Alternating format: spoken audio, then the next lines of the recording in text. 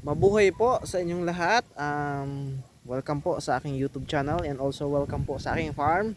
So ngayon po, ipapakita ko po sa inyo yung ginawa ko po kaninang photo booth dito po sa sa area sa may campsite area ko po. So bali, maulan kasi ngayon kaya yan ang ginagawa ko ngayon dito. And also nagtatanim ako ng mga fragras dito para sa aking campsite area. So hindi pa yan tapos, meron pa dito. Ayan. Joke, madami din naman pero kayang-kaya yan bukas. So ito,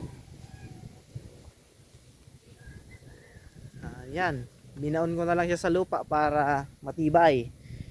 At syempre, tinalian ko na lang ng to, lubid. Lubid po yung ginamit ko dyan para matibay sa hindi kalawangin. Ayan, may tie wire pala dun sa taas. Ayan.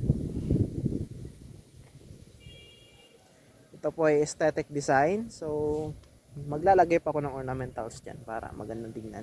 So hindi ko na po siya napagkunan ng video or hindi na po nakatake yung video ngayon kasi maulan po talaga.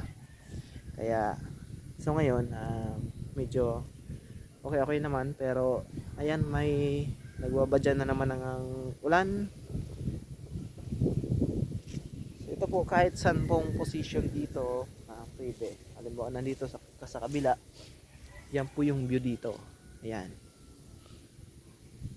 Pag nandun ka po sa kabila, ang view niya po is Mount Isarog po yung backdrop natin. So any angle, ang ginagawa ko po kasing photo booth dito sa farm is any angle, kahit saan angle ay aesthetic po yung design. Ayan. Ayan o, yung backdrop natin is Mount Isarog. Balik tayo dito sa kanina. Medyo malikot ako ngayon Ayan o. Ayan.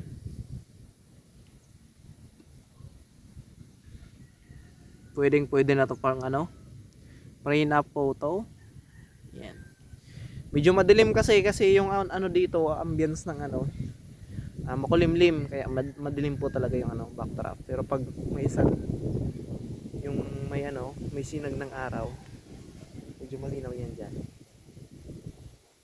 So ayan, dito tayo. Ayan ito yung isa kong photo booth dito.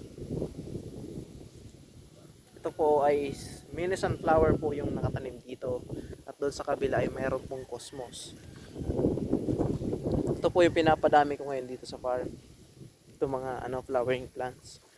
Kasi aesthetic dapat silang tignan. Ayan gandang tignan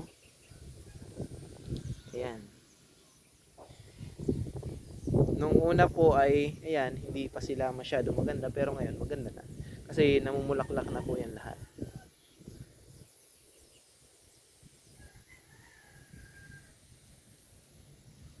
Kapag nandito ka, ayan, yung nakita ko last video. Ayan. Kahit saan ka angle dito, maganda yan tingnan. Ayan